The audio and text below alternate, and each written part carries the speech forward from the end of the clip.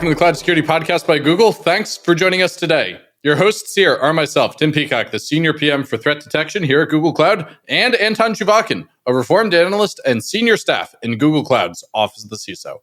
You can find and subscribe to this podcast wherever you get your podcasts, as well as at our website, cloud.google.com/podcasts. If you enjoy our content and want it delivered to you piping hot every Monday, please do hit that subscribe button, ring the bell, hit the like, whatever it is in your podcasting app of choice. You can follow the show, argue with us, and the rest of our Cloud Security Podcast listeners on our LinkedIn page.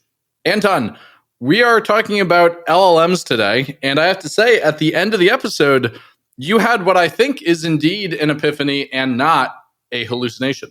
That's correct. And I think that this episode is also a really good balance of depth and lightness. Like, it's both fun and deep, which is really... At the same time. Yes, at the same time. And it's actually quite difficult to get that. And I think with our guest, we did get that. It's useful, it's fun, it does go in really deep. Two acronyms we both had to look up. Yes, we all learned a lot during this episode, which I think, for you and me to learn things is definitely a mark of a good episode. And for it to be so fun is also a mark of a good episode. So maybe without any further ado, I couldn't be happier about this week's guest. Let's turn things over. Today is an incredibly special day for me as a podcast host because I finally get to welcome to the show the person who said, yeah, sure, go for it. What's the worst that could happen? When I asked, hey, do you mind if I start a podcast? Today, I'm delighted to introduce Catherine Shih, my former manager, today a group product manager and the LLM lead here in Google Cloud Security. Catherine, I'm so happy to have you here. I've heard a lot about these LLM things. I've heard they can do just about anything or everything, which makes me think they can do nothing. So what is an LLM and what can they actually do? Before she answers, I think I want to have the more funny/scary way, which I actually tested on some people on Twitter. When I think about LLM-based chatbots, are we more in the baby AGI camp or more in the glorified autocomplete camp? Please don't say in between. I am curious how much you tested on people versus other LLMs on Twitter, but we can get to that some other time. I think if you force me to pick a side, which I will deeply resent, I think they are probably closer to glorified autocomplete. Like, I do not think that there is true general intelligence inside an LLM.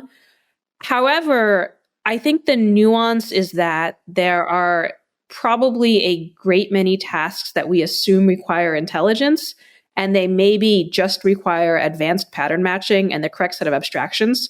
So LLMs can do all sorts of tasks like that. I think people have seen examples of ask an LLM how to stack 5 objects with different properties and different degrees of squishiness, and the LLM can actually do it.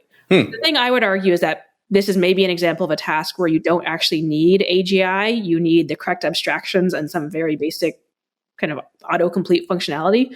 But the abstractions are nuanced and hard, and so it ends up seeming quite intelligent, perhaps more so than it actually is. So wait, Anton derailed us with his tricky question. I want the basic question. What is an LLM anyway? So an LLM, it literally stands for a large language model. It is kind of the new hotness, I guess, in technology.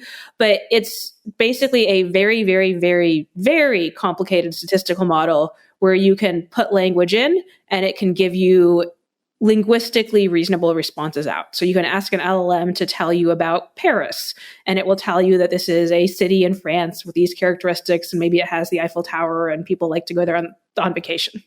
And then it can do that for a range of more specialized tasks as well.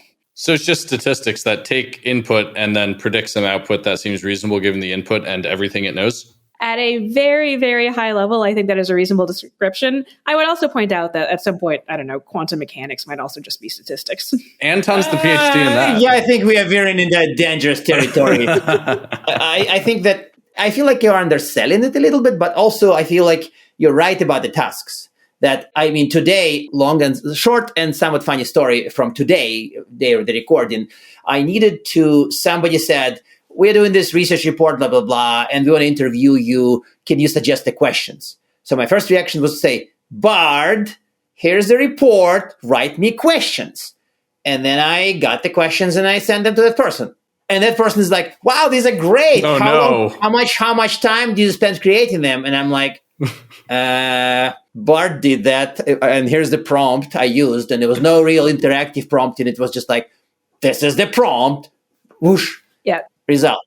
I think coming out of this may be just very, very, very fancy statistics, but there's a bunch of interesting properties that do flow out of LLMs. And people talk about this being emergent behaviors. So one of the trends you'll hear is... What does that mean? Well, one sec. So one of the trends you'll hear is that LLMs have sizes measured in parameters. So a smaller LLM may be order of magnitude 5 to 10 billion parameters, and then bigger ones may be hundreds of billions. And the trend is that as the number of parameters increases, LLMs start to demonstrate what people call emergent behaviors. There's actually a debate about the extent to which these behaviors are truly emergent, and we could get into that. But basically, if you ask a very large model for things like basic arithmetic or reasoning tasks or kind of summarization that appears to require a semantic understanding of the data being summarized, the models can do a surprisingly good job at those things. And that starts to get to the excitement around it, which is that there's all of these tasks, particularly ones that require semantic understanding, language skills, or kind of merging and again, appearing to understand disparate data sources that LLMs, especially large ones, are surprisingly good at. And that's driven tons of the market excitement we now see.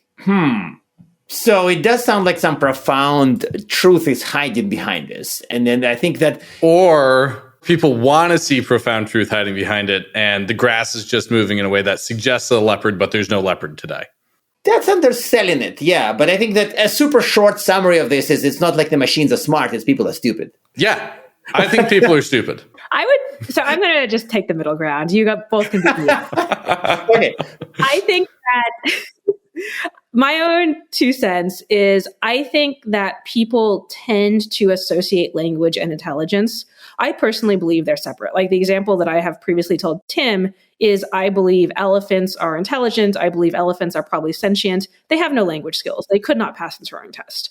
I think LLMs are probably coming at something similar from the opposite side, where I think LLMs are certainly not sentient. I think in many ways they are probably less intelligent than elephants, but they have a substantially better understanding and command of language. And I think as humans, we tend to conflate the understanding and command of language with actual intelligence. Like that was kind of the birth of the Turing test. Okay, so let's go to our juicy, thready, hackery details, because I think this is fascinating and I feel like we can do it for another 6 hours, especially with Catherine, but true. Let's talk threats. So we do talk about tuning the model, and while this process does look mysterious, there are also security implications of that. So when we think about tuning, are there additional, what is tuning and what are the risks connected to maybe data theft and other things? Like, I want to explore that side of the house. Yeah, totally. So when we think about tuning models, I think there's literal tuning and then there's a slightly broader definition.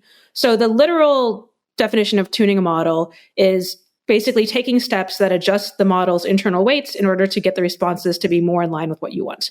And then models basically go through a couple different steps. There's pre-train, which is when you pour tons and tons of information into the model and it starts to generate its core knowledge and basic, say, English abilities. There's also things like fine-tuning and RLHF, where you probably don't impart additional knowledge upon the model, but you kind of select for the style and type of response you want. Those are both places where you're baking more things into the model. And at a high level, any information you put in those steps might be regurgitated by the model at a future date. And this often causes great concern for security users, and rightly so, because there's this tension where you want the model to perhaps operate with your company's own proprietary data, but you don't want that data like leaking into the world, understandably so. So how do you think about making the model do what you want without risking regurgitation in undesirable contexts? And the answer is that there's other ways to bend the model to your will. In particular, people will talk about things like retrieval augmented generation or RAG or in-context learning. Basically, the same way that a person doesn't have to completely know everything about the world to answer your questions. Like if I ask Tim, hey, Tim, how do I configure a GCP web application firewall to do X and Y? He'll probably be like, I don't know offhand, but I know how to access the docs. And he'll go look it up. He'll read the docs and he'll come back with a reasonable answer. That's true. Sorry, Emil. I don't know how, but I'd look it up just like that. You can kind of have models do the same thing. So you can provide in the context of a prompt, like, hey, model, how do I make web application firewall do this? PS, the docs are these 3 paragraphs. You can also give models access to what we call tool use. Basically, you can use things like LangChain to make it so that a model can dynamically identify and fetch information it needs.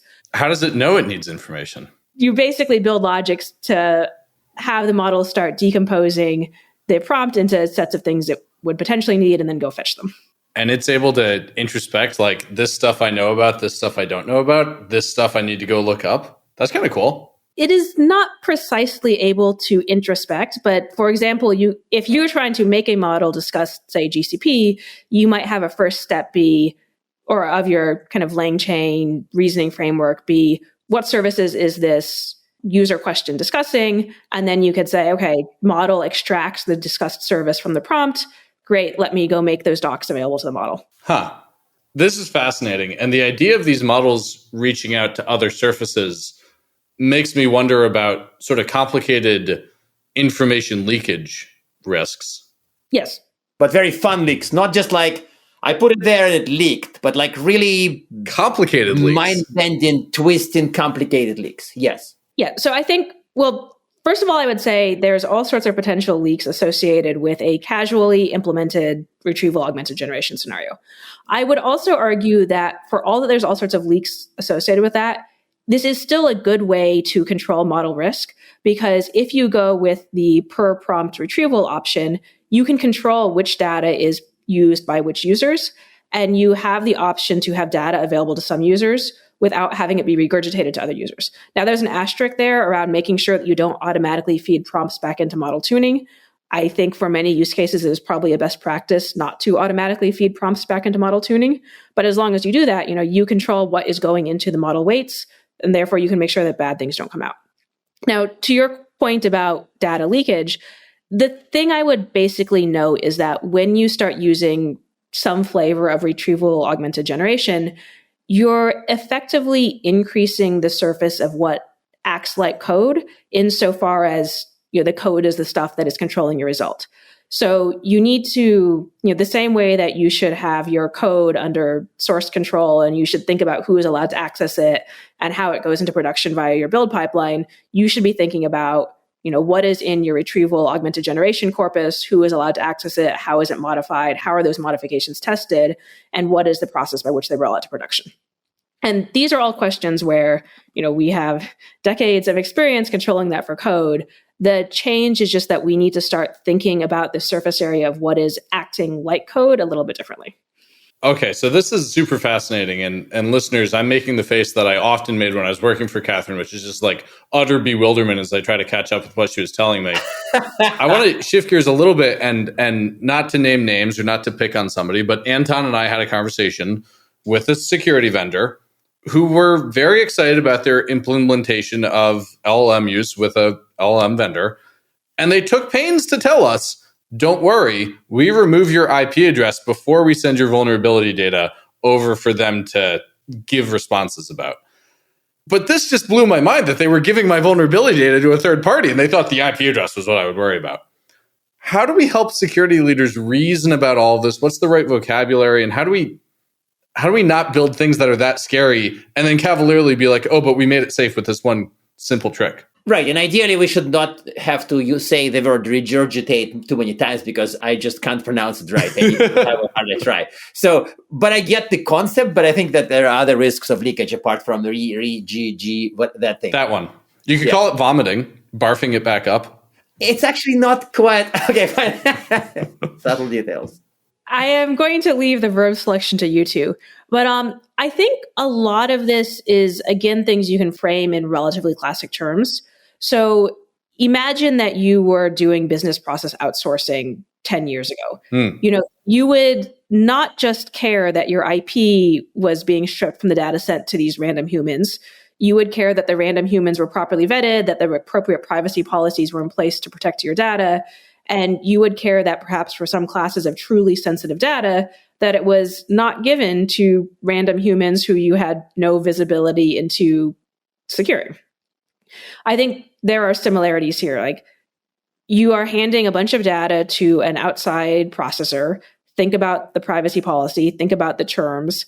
And this doesn't need to be a specific LLM thing. Like the terms should offer you a level of protection that is appropriate for the data and for its sensitivity or lack thereof to your company. And it should be on your partner and on your contract language to ensure that those terms are appropriately enforced. I think at that level, it only kind of matters that it's even an LLM inside. The thing I would note is that there may be vendors who say, like, oh, we need prompt data for this or that. Like, I would push back very hard on that. Vendors should be able to offer you services without needing to examine the specifics of your prompt data. And it should be possible for them to offer you generative AI under terms that respect your prompt data the same any other service would respect customer data. Okay, I like that answer a lot on the last part. I guess what scares me and what might scare some CISOs out there is the idea of relying on terms of service as a data protection measure. Yeah, but would you rather prefer a rule-based DLP with rules written in the 1990s? Oh, I'm not suggesting that. Yeah, sometimes the tech safeguard is equally naive, and maybe Sure. That's where we want to talk outputs, right? Prompts and making models spit out data. Spit out, that works. Spit out, that's nice. You can say that. The outputs make me nervous because, again, as I was trying to explain data security implications of some of this, I kind of said, well, you do DLP on the input for your normal systems because you don't want bad data coming in, but ultimately, no surprising data would come out of a traditional system. LLM-based system may produce something that would surprise you on the output. So how do you keep the output of a model safe? And how are we... And by the way, safe is also a bit of a loaded word. Like, is this really a security challenge? Yes, no, maybe. So in light of this, how do we talk to vendors of models? How do we prevent or detect that models are talking nonsense or doing something harmful with an output or possibly doing some other bad things in the output? So what are we doing with that? How do we handle this? So I think this is actually a very interesting and meaty question. I'm not sure there's a single right answer. I think depending on the use case, in some cases, it may be relatively simple to make sure the model is doing what you want. The way I think about it is that there is a spectrum of use cases. On one side of the spectrum, you really want the model to kind of stick to an established script with small semantic variations. An example of this would potentially be if a model is doing tier 1 support roles. In that case, when you think about the classic job, you really want people to adhere to a very well-documented prescriptive path. And if things start to go off the path, it's no longer tier 1 support. You need to escalate or kick things over to another process. In those cases, there's techniques that you can use to say the response must be in line with this document corpus. The question must be something that aligns to these sets of known questions. And you can start to ensure that it's within a very walled set of use cases. There also may be UX techniques you can take in those cases. Like, for example, you can avoid potentially letting users ask a completely arbitrary question. You can use UX techniques to force users towards specific sets of questions where you've vetted the data, you've vetted the process. Mm-hmm. On the other end of the spectrum are tasks where you really want the model to be producing novel content of one form or another. And I think the more you have novelty, the harder it is to completely control the process. And the need for novelty, I think, manifests as kind of one of two things. One is extreme creativity. And you see this with generative AI imagery, where people are often asking the generative AI for images that definitionally do not exist in existing like stock art corpuses.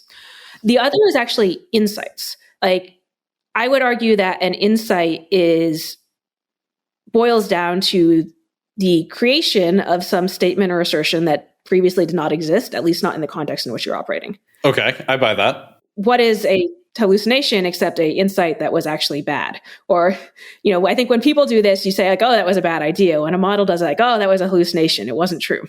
Huh. And Tim, I've talked to you about this a little bit, but as a serious people example, I think most people who've talked to 6 or 7-year-olds will see that this is actually something humans take a lot of calibration on. Like, if you talk to a 6-year-old, they will tell you about the conversation they had with the Easter Bunny. Sure. And they will be enthusiastic and detailed. And it is a complete, I don't know if you want to say hallucination, but it is an example of a system establishing the norms around creativity and the context in which it is warranted. And actually, funny enough, at the recent Gartner summit, this is exactly the model the analyst presented. He said, stop thinking about this in these crazy ways, to think about it as talking to a 5-year-old. And that's why the specific analyst thought that prompt injection is kind of a bad model for thinking about it, because it's almost like, do you know of 500 tricks how to deceive a 5-year-old if you're an adult? Sure, you can come up with that. But like, is this a big achievement? Like, no. So that was the same take, that the prompt injection, ultimately, the damage from prompt injection has to be handled somewhere else, not by prompt filtering.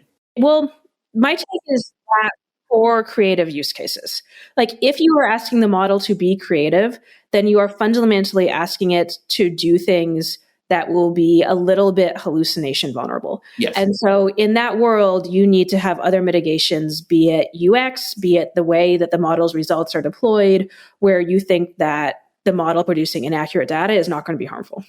I've never thought about prompt injection as getting into the truck that says candy, but this is it's a strange metaphor. Does this mean that hallucinations are just inherent here, and if you want it to be creative, you have to accept that it's being creative? Is that what we got to here? I would say to some extent, yes. I mean, yeah. I think hallucination has a negative connotation and creativity has a positive one, but they really both refer to the act of creating information or something that was not a previous strong assertion. Huh. Anton, next time you come up with a weird metaphor, I'm going to call it a hallucination. That's probably, I sometimes say that myself. I say, am I hallucinating or blah? Like, that's actually the language I sometimes use. So in that sense, I think that demanding that models be just superior to humans in this regard is silly. So maybe I think that the whole fighting windmills / hallucinations is also a misplaced battle. This is really interesting. So let's go to more specifics, hopefully more useful. This is very fun, but let's try to be also useful. So we are using some of the stuff for security. We are not just securing this. We're not just studying this. So it sounds like there are risks, there are opportunities, but how do we know what are the good opportunities? And I think in the past, when we had guests talking about AI, we brought up the same example. There was this vendor who wanted to use LLM, actually just stock consumer LLM with no tuning, to create remediation instructions, basically write Terraform code that people would then run on their prod. And we thought that's like beyond belief crazy. But are there great uses / bad uses, given what we just discussed? Yeah, I at least think there's rules I use for thinking about uses that are better versus worse. And I think there is potential for great uses. So I'll start. I think great is easy. I think if you have a use case that actually leans into the creativity, then you're taking advantage of not just the LLM's language capabilities, but you're kind of turning the thing that is classically discussed in this negative hallucination context into the power of creativity. An example there is there's been a bunch of discussion about LLMs and fuzzing. I think that is potentially a great use case because fuzzing really leans in on the creativity, and there's probably no such thing as a bad hallucination in the context of fuzzing, right? Yep. That's interesting. So when you think about things like that, I think that starts to potentially check the boxes for great. For things that are good, I think a lot of good use cases will need some combination of language skills, things that benefit from a semantic understanding of underlying data, and things that benefit potentially from emerging 2 or more disparate data sources. So if you need to combine a user question with some amount of contextual documentation, with some amount of other English language corpus, that's something that's really hard to do with classical methods, but where LLMs might shine. Another property of a good use case is ones where people can recognize a good answer. This kind of goes to if you have a use case where you're worried about something like incorrect results, the more a human can be kept in the loop and can tell if the answer is good, the more you have a mitigation available. And then riffing on that, the more a human can not only recognize a good answer, but the more a human can take an answer that's like 95% good and easily adjust it to be 99 or 100% good, the more you can have a clear path to launch because you can start with the thing that's pretty close and then you can tune over time. I think code generation use cases often look like that. Like users, particularly given an IDE and given test suites, can tell if something is pretty close and then they can iterate and get you all the way there. Those are things to consider for check some positive boxes. For negative boxes, I mean, first of all, I do think there's a little bit of LLMs are the new hotness, so people are trying to reinvent the wheel. If you have some AI system and it is working great and you are happy with the results and it is not generative AI, it ain't broke, don't fix it, man. Love it. A bad use case is like trying to reinvent something that's already working great because you think LLMs are shiny. So actually, before Tim goes to the closing question, I had an epiphany based on what you just said. An epiphany or a hallucination? We'll know in a moment. We'll find out. We'll find out. And that was that the harm/risk/damage happens when you look at a creative use of LLMs, but you apply it to an area where you need rigor or where you have a rigorous use case. So basically, confusing rigor and creativity is what causes stress. If I want to write creative copy, creative and hallucinatory stuff is okay. If I want to try to write audit report that I would then sign in blood, or my CEO would sign in blood, and I'm going to use LLM, then I am bad choice, doing it wrong. So this rigor versus creativity balancing act is what we need to have in mind all the time. Yeah, and so one of the other things I would cite as a red flag for this may not be the best use of LLMs is if the answer absolutely has to be correct with no excuses, no exceptions. So I would not be excited to have an LLM do my GDPR review. Like, that needs to be right. A human might not be the best at reviewing a very large review in that scope. So you could imagine there are steps of that review where an LLM could assist a person, but I would not be keen to completely hand over the reins. And then another example of something that I would be cautious about is there are some tasks that are very, very hard to break down into individual steps. So a security example of this is saying, write me a detection that would catch any way in which Cozy Bear might be running around my system. That's not going to work. Yeah, it's not going to work. Yeah, and the reason it's not going, like, this is an extreme example, but the reason it's not going to work is that I could ask 100 expert security humans to do this task, and they could each enumerate a pile of things, and their enumeration would fall short, right? Yes. So this is an example of just because I can express the desire for this task in English, it may or may not be tractable under any circumstance.